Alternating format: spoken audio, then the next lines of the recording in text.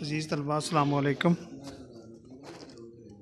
Class first year, lecture Urdu, شاعری کا حصہ ہم پڑھ رہے ہیں۔ اس میں ہم نظم پڑھ رہے تھے خطاب با جوانان اسلام۔ پہلے شعر کی تشریح ہماری مکمل ہو چکی تھی، اب دوسرے شعر کی تشریح شروع کرتے ہیں۔ دوسرا شعر ہے ہمارے پاس: تجھے اس قوم نے پالا ہے آغوش محبت میں، کچل ڈالا تھا جس نے پاؤں میں تاج سر دارا۔ اس کا مفہوم: اے نوجوان مسلم، تجھے اس قوم نے آغوش محبت میں پروان چڑھایا ہے جس نے تاج سر دارا پاؤں میں کچل کر ایران کی تسخیر کی تھی۔ آئیے اس کی تشریح کی طرف آتے ہیں۔ اس تلمیحی شعر میں شاعر مسلم نوجوانوں سے مخاطب ہو کر کہتے ہیں کہ اے مسلم نوجوان، تو ایک ایسی قوم کا فرد ہے جس نے تجھے بڑے پیار اور محبت سے پالا پوسا اور پروان چڑھایا ہے، تجھے جہاں تک پہنچایا ہے کہ تو ذی شعور بن گیا ہے۔ کیا تجھے علم نہیں کہ تجھے پالنے والی اس قوم کی تاریخ بڑی روشن اور شاندار ہے؟ تیرے آباء و اجداد کی تاریخ جرأت و شجاعت کی ان گنت مثالوں سے بھری پڑی ہے۔ اس کی ایک ادنا سی مثال تیرے سامنے پیش کرتا ہوں۔ وہ مثال ہے کہ شہنشاہ ایران دارا کی شاہی ٹوپی کی تباہی اور بربادی اور اس کی زندگی کے خاتمہ کی سکندر اعظم نے 328 کاف میں ایران پر حملہ کر کے دارا کے تخت و تاج کو پاؤں تلے کچل ڈالا اور موت کے گھاٹ اتار دیا۔ کیا تو نہیں جانتا؟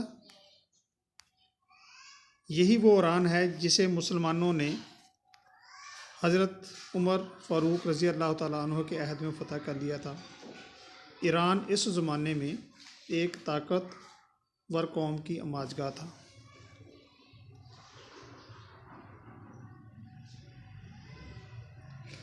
ایرانی قوم اپنے زمانے کے لحاظ سے جدید جنگی ساز و سامان سے لیس تھی۔ ایرانی سلطنت کے ریشہ دوانیوں سے حد سے آگے جا چکی تھی۔ ایرانی حکومت مسلمانوں کو صفحہ ہستی سے مٹانے کا مذموم منصوبہ بنا چکی تھی۔ حضرت عمر رضی اللہ تعالیٰ عنہ کو جب اس ناپاک منصوبے کا اعلان ہوا تو انہوں نے ہر شعبہ زندگی کے سرکردہ مصائبوں اور اہل آرائے افراد کو اکٹھا کیا اور باہم مشورہ سے ایرانی حکومت کے غرور کو خاک میں ملانے کے لیے حضرت سعد بن ابی وقاص رضی اللہ تعالیٰ عنہ کی سربراہی میں فوج تیار کر کے ایران کی طرف روانہ کر دی۔ یہ فوج تقریباً 20,000 نفوس پر مشتمل تھی۔ اس فوج کا سامنا قادسیہ کے مقام پر 1,20,000 یا 2 لاکھ ایرانی فوجیوں سے ہوا تھا۔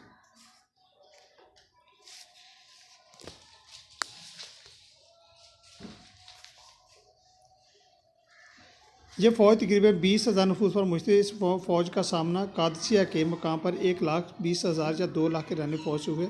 700-600 ہاتھی بھی تھے۔ مسلمانوں کے پاس ایک ہاتھی بھی نہ تھا۔ دونوں فوجیں باہم برسر پیکار ہوئیں۔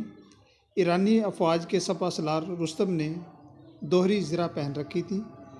وہ جنگ کے تیسرے روز میدان جنگ سے بھاگ گیا اور ایک نہر میں چھلانگ لگا دی۔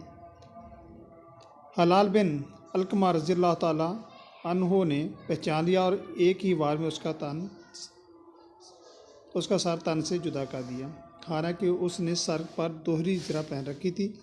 جیسے ہی یہ خبر ایرانی شہنشاہ بزد گروہ کو ملی، وہ افغانستان کی طرف فرار ہو گیا۔ مسلمانوں نے فتح و کامرانی کی تاریخ رقم کی۔ انہوں نے جرأت و بہادری کا مظاہرہ کرتے ہوئے ایرانیوں کو شکست فاش دی۔ بقول علامہ اقبال: شان آنکھوں میں نہ تھی جچتی جہاں داروں کی، کلمہ پڑھتے تھے ہم چھاؤں نے تلواروں کی۔ اس تلمیحی واقعے کو رقم کر کے علامہ اقبال موجودہ مسلمانوں کو یہ بتانا چاہتے ہیں کہ تمہارا تعلق ایک عظیم قوم سے ہے، وہ قوم جس نے ہمیشہ اللہ پر یقین رکھا۔ مسلمان وہ قوم ہے جس نے ظاہری نمائش اور دکھاوے کو خاک میں ملا دیا۔ یہ وہ قوم ہے جس نے ظاہر ظالم اور جابر حکمران کے سامنے نعرہ تکبیر بلند کیا۔ یہ وہ قوم ہے جو مظلوموں کے لیے رحمت کا پیغام لائی۔ یہ وہ قوم ہے جس نے سسکتی تڑپتی دم توڑتی انسانیت کو پھر سے زندگی عطا کی۔ یہ وہ قوم ہے جس نے جاہلوں کو تعلیم یافتہ بنا دیا، اور تو اسی قوم کا فرد ہے۔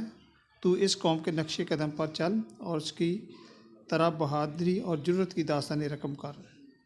موجودہ داران وقت کو دار پر چڑھا، کفر و شرک کو مٹا اور توحید کا بول بالا کر۔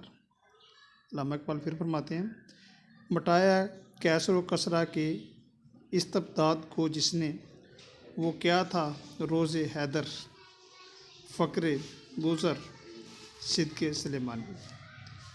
اللہ حافظ۔